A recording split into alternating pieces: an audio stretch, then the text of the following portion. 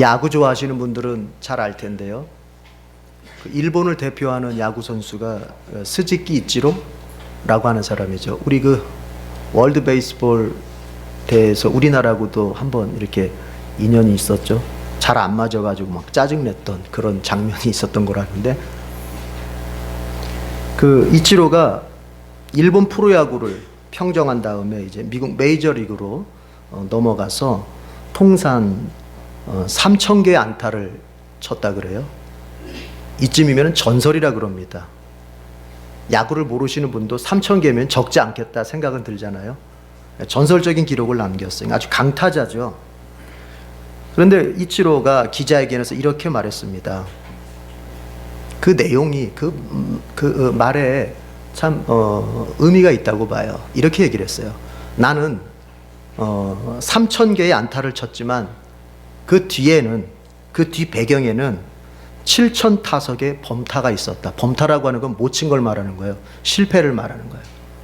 그러니까 남들이 나보고 3,000개의 안타를 때린 사람으로 참 야구 선수로서 대단한 성공자라고 이야기할 때 나는 7,000번의 실패가 있었다는 거예요. 타석에 섰지만 때리지 못한, 안타를 치지 못한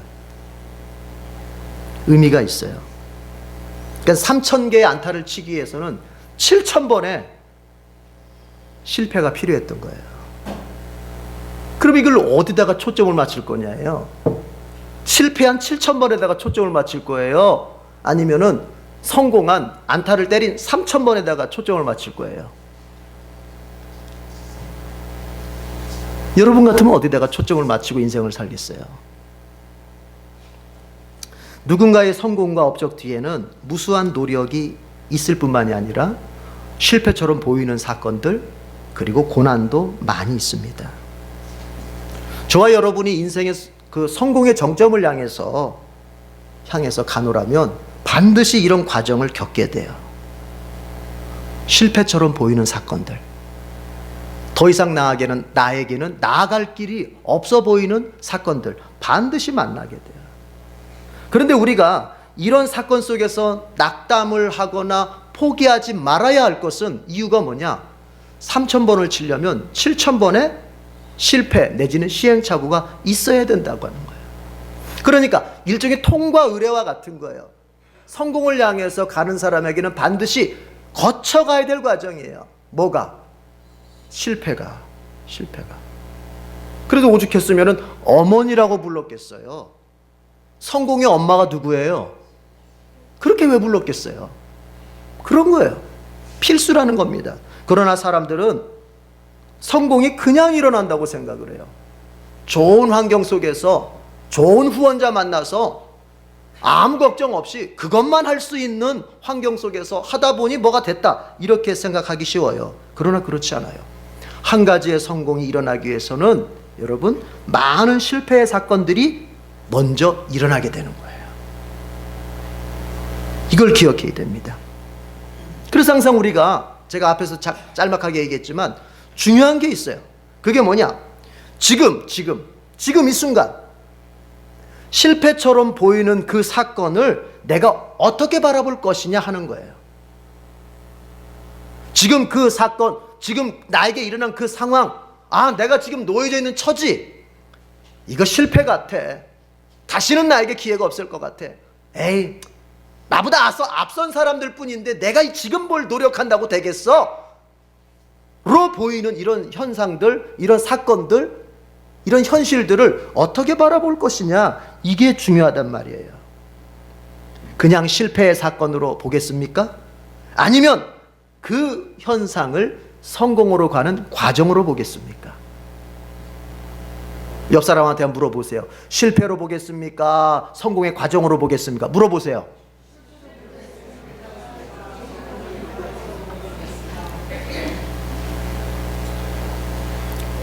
뭐라고 대답해요? 잘 모르겠대요? 오늘 말씀 끝까지 들어봐요, 그럼. 중요하단 말이에요. 여러분, 내가 지금 만나고 있는 이 사건을 실패로, 그냥 마지막 실패로 규정해버리면 나는 뭐가 됩니까? 실패자가 되는 거예요. 이게 무서운 거예요. 여러분, 일은 실패할 수도 있고 성공할 수도 있습니다. 그러나 내 자신이 아직 실패자로서 내 자신에게 딱 인식시키지 않는 한, 딱 결정하지 않는 한 나는 아직 실패자가 아닌 거예요. 문제는 뭐냐면은 일이 잘못됐다고 해서 아유 이 바보 같은 거 하면서 나 역시 내 인격을, 내 존재를 실패자로 만들어버리면 그 사람한테 소망이 없어요. 일은 성공할 수도 있고 실패할 수도 있어요, 과정 중에. 문제는 뭐냐? 자신을, 내 존재를, 내 인격을 실패자로 볼 것이냐, 아니면 성공을 향해서 가고 있는, 그저 노력하고 있는 사람으로 볼 것이냐, 이게 달라진단 말이에요. 이렇게 한번 축복하십시다. 당신의 성공은 지금도 진행 중입니다. 그렇습니다. 여러분이 어떤 것을 목표하고 어떤 것을 계획하고 가고 있습니다.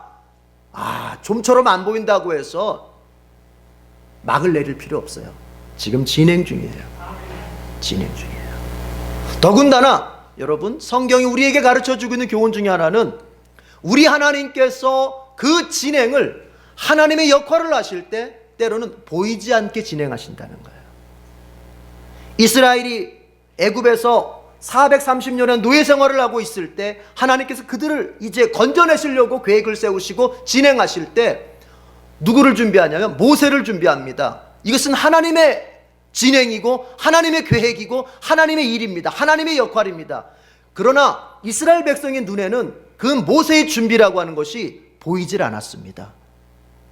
우리의 인생도 마찬가지예요. 그래서 절망하면 안 돼요. 하나님이 절망하지 않고 하나님이 포기하지 않고 하나님이 진행해 가시는데 우리가 미리 속단해서 내 자신을 실패자로 속단하고 내 인생을 실패로 규정함으로써 포기해서는 안 되겠습니다. 여러분, 다윗을 생각하면 어떤 사람, 어떤 장면이 제일 떠오르세요? 교회 안에서 제일 많이 불려지는 이름 가운데 하나가 다윗인데, 이 다윗 하면 여러분은 어떤 장면이 떠올라요? 어떤 이미지가 새겨져요? 여러분, 다윗의 인생만큼 실패처럼 보이는 사건들이 많은 사람도 드물어요. 우리는 그의 결론만 딱 보려고 합니다. 제국의 왕이 되고 성공자가 되고 인생 성공의 정점에 오른 그 다윗을 보려고 합니다. 그러나 그 자리에 가기까지 다윗은 숱한 세월을 도망자로 살면서 죽음의 위기 속에서 때로는 실패하기도 하고 때로는 억울하기도 하고 때로는 넘어지기도 하고 때로는 울기도 하고 때로는 배고파 골기도 하고,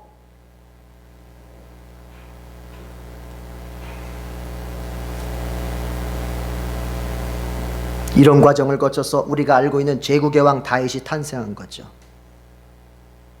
그렇다면 그 다윗이 그 수많은 세월들 속에 놓여져 있었던 고난이나 또한 실패처럼 보이는 사건들, 그걸 다 극복할 수 있었던 비결이 어디 있었느냐? 그와 내가 다른 종자인가? 그와 내가 태생적으로 다른 인간인가? 그렇지 않습니다. 대표적으로 여러분, 다윗이 범죄한 그 범죄 생각해 보십시오. 우리와 다를 바 없습니다. 그런데도 그는 그 많은 실패처럼 보이는 사건들, 고난들을 다 극복해서 인생의 정점에 섰단 말이에요. 그 비결이 뭐냐는 거죠. 오늘 그 비결이 본문 속에서 보여집니다. 본문의 말씀, 시편 23편 1절에서 6절, 너무나 잘 아는 내용의 시죠. 시작을 이렇게 합니다. 따라합시다. 주님은 나의 목자시니. 그렇게 시작합니다. 우리가 지금 세번역 성경을 공식 성경으로 보고 있는데, 세번역 성경에서 주님이라는 말이 나올 때 거기에는 거의 90%가 여호와라는 말이 들어갈 자리가 주님이 들어간 거예요. 그러니까 세번역 성경에서는 여러분이 아무리 찾아보려고 해도 아주 특별한 경우 아니고서는 여호와라는 말을 못 찾을 거예요. 원래 그게 초대교회 전통이었어요. 원래 초대교회 때도 여호와라는 말을 쓰지 않았어요. 주님 그렇게 불렀어요. 하나님을 주님 불렀어요. 이 세 번역 성경은 바로 그 전통을 따르고 있는 거예요. 그래서 여기에 우리가 개역개정을 읽었던 분들은 아시죠? 여호와는 나의 목자시니, 그 여호와라는 이름 대신에 이제 주님 이렇게 부르게 되는 거예요. 어쨌든 여러분, 다윗이 그 많은 세월 속에 있었던 실패나 고난들을 다 극복하고 인생의 성공의 정점, 정말 인생의 클라이막스에 설 수 있었던 것은 이거였습니다. 주님은 나의 목자시다. 이 믿음, 이 고백, 이 확신이 있었기 때문에 그렇습니다. 그래서 오늘 설교 제목이 죽음의 골짜기에서 고백하다라는 제목인데, 여러분, 죽음의 골짜기에서 다윗이 뭘 고백하냐면은 다른 게 아니에요. 주님은 나의 목자시다. 이 믿음의 고백만 있으면 다 이길 수 있어요. 이 믿음의 고백만 있으면 어떠한 실패적 사건, 그리고 인생의 고난도 다 감당할 수 있어요. 다윗이 보여주는 게 바로 그거예요. 우리는 더 많은 어떤 물질, 더 많은 인간관계, 더 많은 어떤 후원품들, 더 많은 어떤 인생의 배경들을 우리는 생각하고 있지만, 다윗은 그런 걸 생각하지 않고 딱 하나예요. 주님은 나의 목자시다. 그거 하나면 되는 거예요. 그거 하나. 다윗의 이 믿음이 오늘 예배를 드리는 우리의 믿음 되기를 소망합니다. 자주해서 좀 죄송합니다. 한 번 더 축복합시다. 주님은 당신의 목자이십니다. 아멘. 그러면 다윗의 승리의 비결이 바로 이 고백, 주님은 나의 목자이시라는 고백 속에 있었는데, 우리 구체적으로 한번 봅시다. 주님은 어떤 목자이신가? 주님이 나의 목자는 목자이신데 어떤 목자이신가? 자, 2절 3절을 먼저 읽어보겠습니다. 2절 3절 다 같이.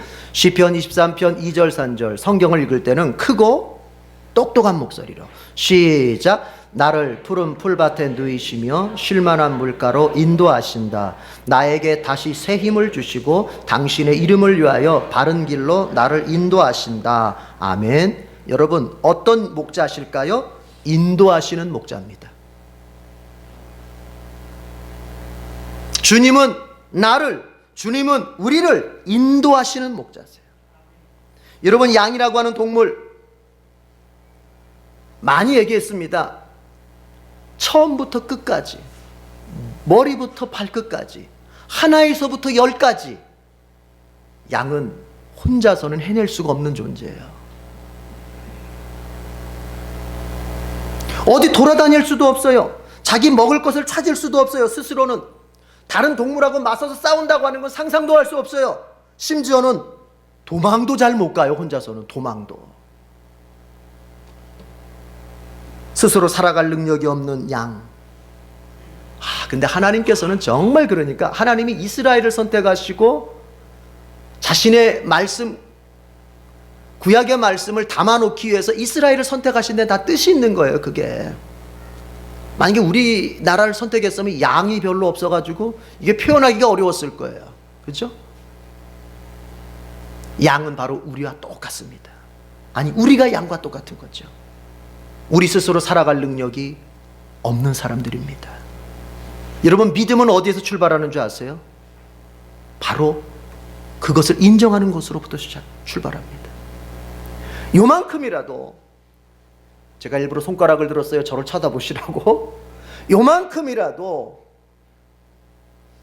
살아갈 능력이 나에게 요만큼이라도 있다고 믿는 사람은 절대로 하나님을 찾지 않습니다. 아니, 목사님, 요만큼 있으니까 이만큼은 찾을 수 있잖아요. 그렇게 될 것 같죠? 안 찾게 돼요. 안 찾게 돼요. 나에게서 스스로 인생을 살아낼 수 있는 능력이 전혀 없다라고, 이것을 정말로 몸으로 뼈저리게 체험한 사람이 이제 그 사람이 하나님 앞에 하나님 살려주십시오 하고 무릎 꿇게 되는 거예요. 그래서 하나님께서 누군가에게 자기를 드러내실 때는, 하나님께서 누군가에게 능력이 되어주실 때는 반드시 거쳐가는 과정이 있는데, 그것은 뭐냐? 내가 아무것도 아니라고 하는 것을 느끼게 하시는 거예요. 내가 아무것도 아니구나. 그러나 사람은 이것을 기분 나빠합니다. 내가 아무것도 아니라고 하는 거, 인간이 아무것도 아니라고 하는 것, 이것을 듣기에 거북해합니다. 여러분, 현 시대의 분위기는 어떤 분위기냐면 인공지능을 만들어내는 인간, 최첨단을 만들어내는 인간, 인간의 가능성을 이야기하는 시대 속에 우리가 살고 있어요. 이 시대 속에서 인간의 그 나약함과 인간의 무익함을 얘기하면요, 그 교회는 고리타분한 교회고 그 설교는 골동품과 같은 설교가 취급되는 그런 시대 속에 우리가 살고 있어요. 그래서 설교자들이 이제 방향을 전환했습니다. 오래전부터. 어떻게? 인간의 긍정성, 인간의 가능성, 하나님 없이도 인간이 스스로 해낼 수 있고 노력하면 되고, 아니 하나님께서 인간을 만들 때 노력하면 되게끔 하셨다라고 하면서 인간의 가능성에 더 무게를 두려고 하는 설교로 방향이 점점점 가고 있어요. 그런데 그런데요 여러분, 사람들은요 그런 데로 더 많이 몰려가요. 왜요? 기분 좋잖아요. 내가 가능성이 있고 내가 더 잘 될 수 있다는데. 그러나 성경 분명히 말합니다. 하나님께서 인간을 양으로 비유하신 데는 다 이유가 있는 거예요. 인간은 하나님 없이는 아무것도 할 수 없어요. 그래서 요한복음 15장에서 예수님께서 제자들을 향해 뭐라고 말씀하셨습니까? 너희가 나를 떠나서는 아무것도 할 수 없다. 그게 그 말이에요. 너희가 나를 떠나서는 아무것도 할 수 없다. 여러분, 믿음을 점검해 봅시다. 내가 제대로 된 믿음의 출발선에 서 있는지 점검해 봅시다. 나의 구원뿐만 아니라 나의 현실을 살아가는 것까지도 포함해서 내 힘으로는 정말 살 수가 없구나, 거기서 출발하셨습니까? 아니면 내가 현실을 살아가는 거는 조금 능력이 있고 지혜가 있고 그래도 내가 생활력이 있으니까 되고, 내가 구원받는 거, 천국 가는 것만 못하니까 그것만 의지하면 돼, 이런 마음에서 출발했습니까? 양은 목자 없이는 현실을 도저히 살아낼 수 없는 존재. 이런 양이에요. 이런 양인데 이 양이 그 무수한 맹수들 속에서도 현실을 살아낼 수 있는 그 비결이 어디냐면요, 여러분, 목자가 있기 때문에 그런 거예요. 목자가. 하나님은 목자가 양을 인도하듯이 우리를 인도해 가십니다. 우리를 데려가신다는 얘기예요. 우리를 가이드해 가시는 거예요. 어디로 가야 할지 내가 모를 때 하나님이 데려가시는 거예요. 이스라엘 백성이 출애굽을 딱 하자마자 여러분, 하늘에 나타났다는 게 뭔지 아세요? 불기둥과 구름기둥이 나타났어요. 출애굽기 13장에 출애굽 하자마자 딱 나타났어요. 그건 뭘 의미하겠습니까? 하나님은 이스라엘 백성이 조금이라도 길을 잃고 조금이라도 방황하다가 인생을 낭비하는 것을 원하지 않으시는 거예요. 그래서 그들이 출애굽하자마자, 여러분, 이스라엘 백성들은 광야에 나가본 적이 없어요. 애굽에서만 430년 살았어요. 그리고 광야로 나가야 할 때 어디로 가야 할지를 몰라요. 그러나 그들에게는 안심할 수 있었어요. 왜요? 하나님의 인도하심이 불기둥과 구름기둥으로 딱 나타났기 때문에 그렇습니다. 우리는 앞으로의 인생을 살아가 본 경험이 없습니다. 우리는 앞으로의 삶을 어떻게 살아야 할지 잘 모를 수 있습니다. 그러나 염려하거나 걱정하지 마십시오. 왜요? 때가 되면 하나님께서 반드시 인도해 주십니다.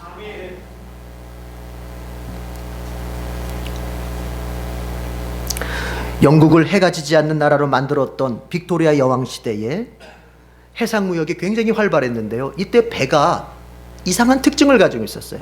나침판이 2개였어요. 한 대면 될 텐데 2대였어요. 한 대는 가판 위에 만들어진 큰 나침판이었어요. 모두가 볼 수 있도록, 선원들. 또 하나는 뭐냐면 저 돛대 맨 꼭대기다가 만든 나침판이었어요. 그래서 한 번은 여행객이 물었어요. 아니, 나침판이 하나면 될 텐데 왜 2개입니까? 선장이 설명을 합니다. 이 배는 철로 만들어졌습니다. 그래서 사방이 철인데 이 나침반은, 여러분 나침반은 자석의 원리를 이용한 거잖아요. 자석. 그러다 보니 이 배가 철이다 보니까 이 나침반이 어쩔 경우에는 오류를 범할 때가 있다는 거예요. 주변의 그 철의 영향으로 오류를 범할 때가 있다는 거예요. 그래서 이렇게 거친다는 겁니다. 가판에 있는 나침반을 봅니다. 그리고 난 다음에 그거로 끝나지 않습니다. 돛대 위에 올라가서 돛대의 나침반도 똑바로 그것과 일치하고 있는지를 확인한답니다. 왜? 돛대 위의 나침반은 철의 영향을 받지 않기 때문에 그것이 더 정확하다는 거예요. 그것은 우리의 인생을 말해주는 거예요. 여러분 계획하십시오. 여러분 꿈을 꾸시고 내가 어떻게 인생을 살아야겠다 나름대로 계획하십시오. 자, 그러나 그것이 전부가 아닙니다. 그 계획은 마치 가판 위에 놓여있는 나침반과 같은 거예요. 잘 세웠지만 오류가 있을 수 있어요. 잘 세웠지만 그것은 내 인간적 욕망, 세상적 욕망, 세상적으로만 잘 되고자 하는 욕심이 끼어들어가 있을 수도 있는 거예요. 이제 그거를 확인해 봐야 돼요. 저 돛대 위의 나침반으로 확인해 봐야 돼요. 하나님의 말씀인 성경에 비춰봐야 돼요. 내가 하나님 앞에 기도하면서 그 계획을 물어봐야 돼요. 그래서 하나님께서 100% 오케이 하실 때 그 계획을 실행할 수 있는 거예요. 만약에 그 계획이 하나님의 계획과 일치하지 않는다, 그러면 여러분 이게 믿음입니다. 뭐가? 내 것을 수정할 수 있는 그 마음이 믿음이에요. 누구 걸 수정해요? 누구 걸 수정해요? 내 것을 수정하는 거야. 내 것. 하나님 마음을 돌려가지고 내 계획을 따라오려고 하는 게 아니라 내 것을 수정하는 거야. 여러분, 저는 이런 경험이 있어요. 이제 차를 타고 가다 내비게이션을 따라가는데 길이 이제 알쏭달쏭한 거예요. 알 것 같기도 하고 모를 것 같기도 하고. 근데 자, 내비게이션이 인도를 합니다. 인도를 하는데 내비게이션 따라가면은 시간은 늦어지지만 반드시 거기에 도착합니다. 근데 내가 이 길을 살짝 알아요. 살짝 알아. 이 길을 살짝 알아. 그래서 내가 지금 짚히는 대로 가면은 시간은 단축할 수 있을 것 같은데 정말 거기에 정확하게 도착할지 안 할지는 내 자신이 확신을 못 하겠어요. 뭘 따라가야 될까요? 뭘 따라가야 될까요? 내비게이션이죠. 조금 늦어지더라도 목표점에 정확히 도착하는 게 더 중요한 거 아니겠어요? 그런데 왜 하나님의 인도하시면 그렇게 신뢰 못해요? 여러분, 내가 원하는 계획대로 하면 빨리 갈 것처럼 빨리 갈 수도 있어요. 내가 세운 방법대로 하면 일이 빨리 진행될 수도 있어요. 그러나 이걸 알아야 돼요. 내가 세운 계획, 내가 세운 모든 준비는 목표에서 이탈할 수도 있다는 걸 알아야 돼요. 그러나 하나님의 인도하심을 따라가면, 하나님과 내 것이 충돌했을 때 내 것을 수정해서라도 하나님 걸 따라가면 돌아가는 것 같고 늦어지는 것 같지만 목표에는 정확히 도착하는 거야. 물론 하나님이 늦게 하시지도 않습니다. 하나님께서 이스라엘 백성들을 출애굽시킨 다음에 이제 가나안에 갈 수 있는 길이 3가지 정도가 있었는데 하나님은 가장 멀리 돌아가는 길을 선택하셨습니다. 직진으로 가는 길이면 금방 갈 텐데 그렇지 않고 멀리 홍해길로 돌아가게 했습니다. 그 이유가 뭐였냐면은 블레셋 군대와 싸움을 하지 않게끔 하기 위해서. 직진으로 가다 보면 블레셋 지역을 지나가요. 그러면 금방 가요. 그런데 문제는 뭐예요? 그 블레셋 사람들이 가만 놔두겠어요? 공격하겠죠? 그러면 마음이 바뀌어서 다시 이집트로 돌아갈 수도 있기 때문에. 무슨 얘기입니까? 하나님께서 우리를 돌려가실 때 다 우리에게 이유가 있고 우리의 안전을 제일 먼저 생각하시기 때문에 돌려가시는 거예요. 그래서 믿음이라고 하는 것은 내가 선택한 길보다 하나님이 만드시고 이끄시는 길이 더 안전하다 믿고 따라가는 게 믿음입니다. 여러분, 그 길의 끝이 어디예요? 2절 다시 한번 보세요. 2절. 나를 푸른 풀밭에 누이시며 쉴만한 물가로 인도하신다. 하나님의 인도하심의 그 끝자락은 여러분 푸른 풀밭이요 쉴만한 물가예요. 결코 우리를 실망시키는 곳이 아니에요. 우리로 하여금 낙담하게 만드는 곳이 아니에요.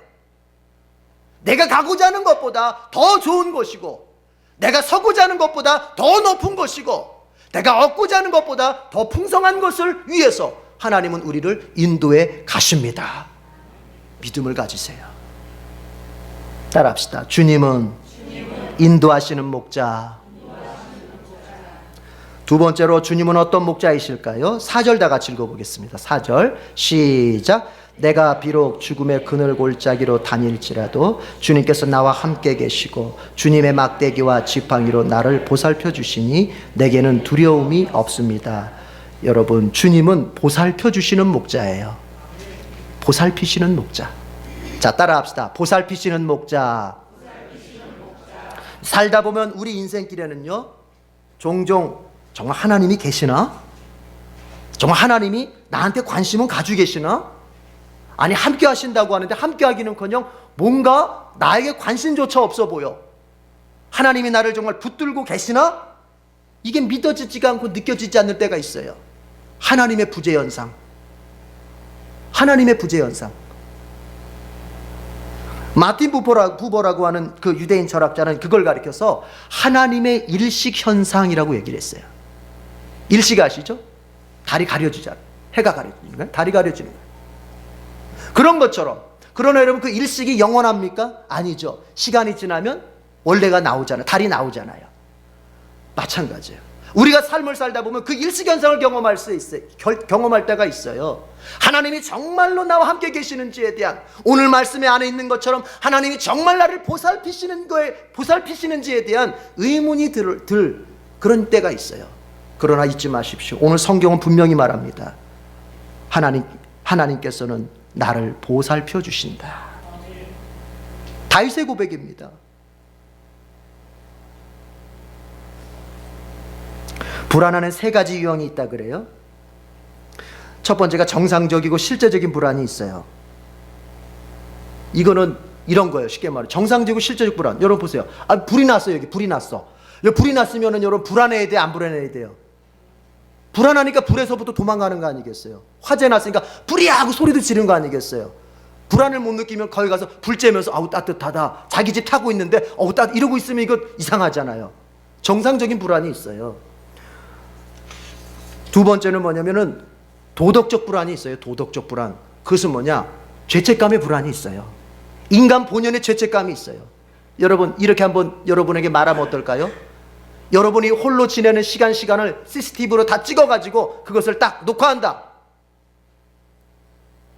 아무도 안 보는 곳에서 내가 지냈던 시간들을 한번 하나님께서 오늘 여기 스크린 내리고 교인들 앞에서 한번 쫙 펼쳐본다. 찔리는 게 있어요, 없어요? 있죠. 도덕적 불안이에요. 그러니까 깨끗하게 살아야 돼요.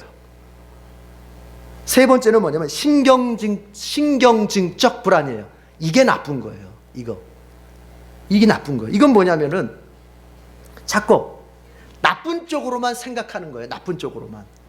그 일이 있을 수도 있고 없을 수도 있고 앞으로 그 일이 생길 수도 있고 안 생길 수도 있어요. 그런데 여러분, 이 신경증적 불안이 습관된 사람은 자꾸 어떻게 생각해요? 생길 것 같고 안 될 것 같고 떨어질 것 같고 막힐 것 같고. 그렇죠? 근데 이것은 일종의 습관성과 같은 거예요. 습관성. 여러분, 우리의 사고가, 우리의 마음이 습관된다는 걸 알아야 됩니다. 나쁜 방향으로만 자꾸, 부정적인 방향으로만 자꾸 몰고 가면 그게 길이 들어버려요. 길이. 그럼 이게 나중에 다른 쪽으로 생각을 못하게 돼요. 여러분, 어떻게 해야 될까요? 믿음을 가져야 돼요.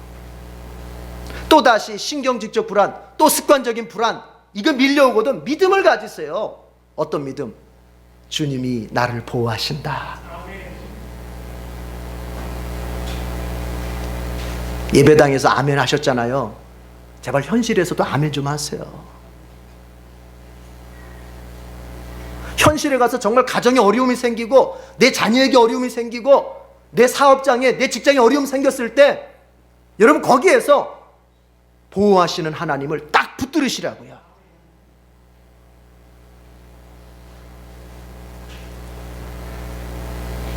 옆에 사람 한번 축복하십시다. 주님은 당신의 보호자이십니다. 우리 아버지가 저한테 약속을 했어요. 네가 거기서 군생활 무사히 제대하고 머리부터 발끝까지 다친 데 없이 잘 제대하면 내가 교회 반드시 나간다. 제가 그 약속을 딱 듣고 나서 기도한 게 뭐였냐면, 하나님, 어떤 경우에서든지 살려주십시오. 한 영혼, 우리 지금 가족들 다 예수님 안 믿는데 이 가족들 다 구원하시려면 저를 머리부터 발끝까지 보호해 주셔야 됩니다. 네. 그런데 제가 한 번은 훈련 받다가 낙하산이 꼬여버렸어요. 낙하산이 두 개가 꼬여버리면은 한 사람은 반드시 중상을 입게 돼 있어요. 산이 밑에 있는 게 펴지고 위에 게 죽게 돼 있거든요. 죽으면 위에 게 밑으로 내려와요. 죽으니까 쑥 내려와요. 내려오면 얘가 또 펴져요. 그럼 얘가 또 죽어요. 이러면서 지그재그로 계속 이게 내려오게 돼 있어. 꼬인 상태에서. 그 다음 마지막에 지상에 착지 않을 때에 죽은 놈께 이제 죽는 거예요. 꼬였어요. 너 누구냐? 해보니까 후배예요. 후배가 밑으로 치고 들어온 거예요. 얘가 이제 조종을 잘 못하니까 쑥 내려가요. 그때 제가 했던 건 딱 한마디예요. 하나님 살려주십시오. 그런데요, 밑에 보니까는 이제 막 앰뷸런스들이 막 오고 방송 나가요. 지금 무슨 몇 지역에 지금 산이 꼬였다. 그쪽으로 그럼 막 모여요. 다 보이잖아요. 하늘에서 소리 들리고. 그런데 그렇게 쭉 내려가는 중에 여러분 어떠냐면 산이 자연스럽게 쫙 풀어졌어요.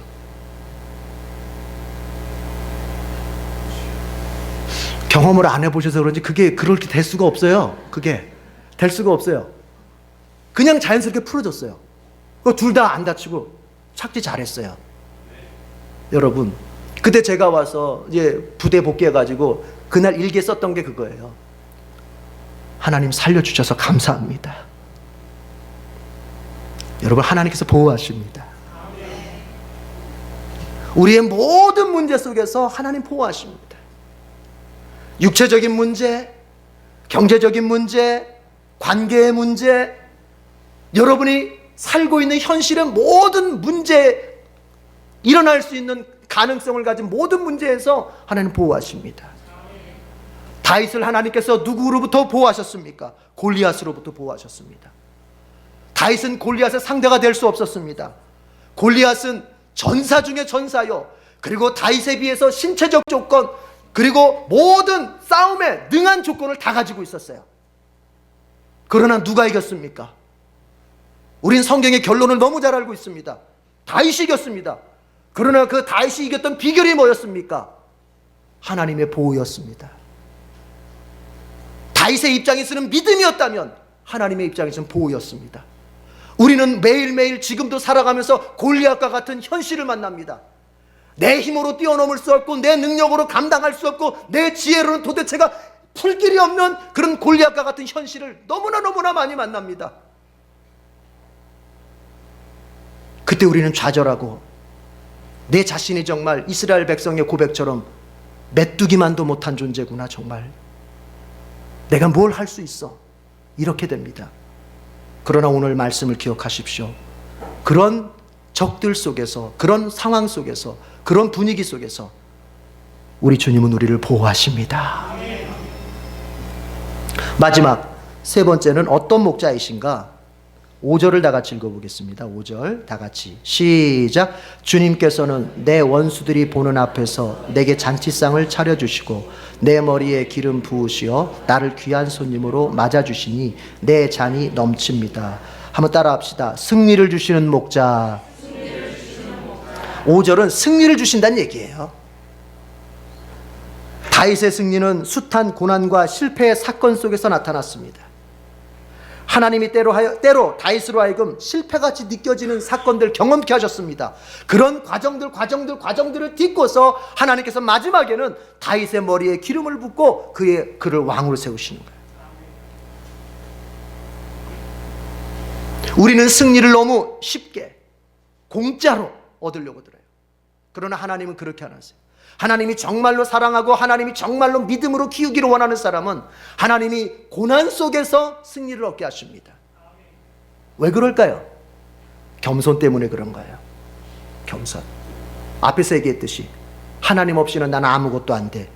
이게 된 사람이 이제 드디어 하나님께서 승리를 주셔도 뭐 하지 않아요? 교만하지 않게 되는 거예요. 100년 동안의 고독이라는 책을 쓴 작가, 80대에 가브리엘 가르시아 마르케스라는 사람이 있는데, 이 사람이 1982년에 노벨 문학상을 받았어요. 그래가지고 그 후에 활동을 이제 남미에 아주 그 가난한 사람들을 위해서 헌신하는 그런 삶을 살았는데, 이 마르케스가 이런 얘기를 했어요. 자기가 처음에 100년 동안의 고독이라는 책을 들고 출판사를 찾아갔을 때는요, 번번이 거절당했대요. 이것도 책이냐고, 이걸 어떻게 출판하냐고 번번이 거절당했다는 거예요. 그런데 이제 노벨 문학상을 타고 성공을 이룬 이 마르케스가 이런 말을 남겼습니다. 그때 잔혹하게 거절했던 그 출판사를 고맙게 생각합니다. 그때 거절해 주었던 출판사들 너무 고맙게 생각합니다. 무정하고 단호한 거절이 제게는 큰 약이 되었습니다. 그렇습니다. 여러분, 어떤 곳이 막혔습니까? 거긴 다 이유가 있는 거예요.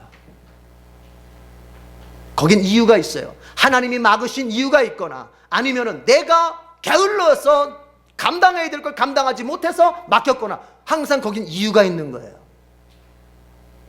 그로 막혔다고 해서 두려워하거나 포기하지 말고, 막혔으면 하나님께 영적인 이유를 묻고 또 내 자신을 살펴 현실적인 이유를 찾아가면서 내가 대처하면 하나님께서 반드시 막힌 그것을 다시 열어버리십니다.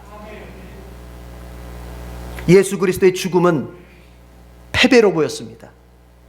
사탄은 박수를 쳤습니다. 이 땅에 보내진 하나님의 아들을 내가 죽였고, 그래서 성부의 그 구원 계획을 내가 실패시켰다. 사탄은 박수를 쳤을 것입니다. 그러나 3일째 되던 날, 사탄이 모르는 신비한 일이 일어났습니다. 죽음 속에 있었던 예수 그리스도를 하나님이 다시 살려내신 것입니다. 여러분, 그 능력, 그 신비한 일은 지금도 우리의 삶 속에 그대로 일어나고 있습니다. 우리의 마음이 낙심하고 우리의 마음이 절망할 때 사탄은 박수를 칠 겁니다. 그러나 그때 우리 주님께서는 이렇게 말씀하실 겁니다. 절대로 포기하지 말고 3일만 기도하면서 기다려라. 최후의 승리를 반드시 우리 주님께서 우리에게 주실 것입니다. 우리가 해야 될 일이 뭘까요? 6절입니다. 6절 다 같이 시작. 진실로 주님의 선하심과 인자하심이 내가 사는 날 동안 나를 따르리니 나는 주님의 집으로 돌아가 영원히 그곳에서 살겠습니다. 한마디로 뭐냐? 주님과 동행하겠다는 거예요. 주님의 집으로 가겠다고 하는 것이, 옛날에는 성전, 옛날엔 성막이 주님과의 동행을 상징했으니까 이것은 주님과 함께 하겠다는 얘기예요. 교회에만 오래 있어라 이 소리가 아니에요. 우리가 해야 될 일은 뭐냐? 우리 주님께서 목자가 되셔서 인도해 주시고 우리를 보살펴 주시고 우리에게 승리를 주실 텐데, 그런 목자 앞에 나는 어떻게 살아야 되겠는가? 여러분, 주님과 영원히 동행하는 데에 온통 초점을 맞춰야 돼요. 프로라고 하는 말이 있죠. PRO, 프로. 이것을 프로에게는 이 프로가 있어야 된다고 얘기를 해요. 세 가지가 P, 포지티브, 긍정심이 있어야 돼요. 어떤 상황을 만났을 때 긍정적으로 해석할 수 있는, 감사와 믿음 속에서 긍정적으로 해석할 수 있는 긍정심이 있어야 돼요. 여러분, 부정적인 사람은 망합니다. 또 R, responsibility입니다. 책임감이 있어야 돼요. 내게 주어진 그것을 내가 가진 목표를 가기 위해서 하나님의 역할을 하실 때 하나님의 은혜 안에서 내가 감당해야 될 역할을 해야 돼요. 어떻게 쿨쿨쿨 자면서, 어떻게 텔레비 볼 거 놀면서 다 놀면서 내가 성공하길 바라요. 그럴 수 없죠. 절제할 것은 절제해야죠. O, objective입니다. 목표에 집중하는 자세가 필요한 거예요. 집중력이 필요하단 말이에요. 그런데 저는 이것을 우리 주님과의 동행에 연결해서 조금 변형하겠습니다. 그 목표가 뭐냐? 우리의 목표는 저 성공의 꿈이 목표가 아니라 주님과의 동행이 목표예요. 주님과의 동행이. 그래서 우리가 집중할 것은 뭐냐? 주님과의 동행에 집중해야 돼요. 내가 기도하고 말씀 보는 가운데서 어떻게 하면 내가 주님과 동행할 수 있을까? 내가 주님의 말씀을 순종하면서 어떻게 하면 내가 주님과 동행할 수 있을까? 주님과의 동행에 집중할 때 바로 다윗이 6절에서 고백한 거예요.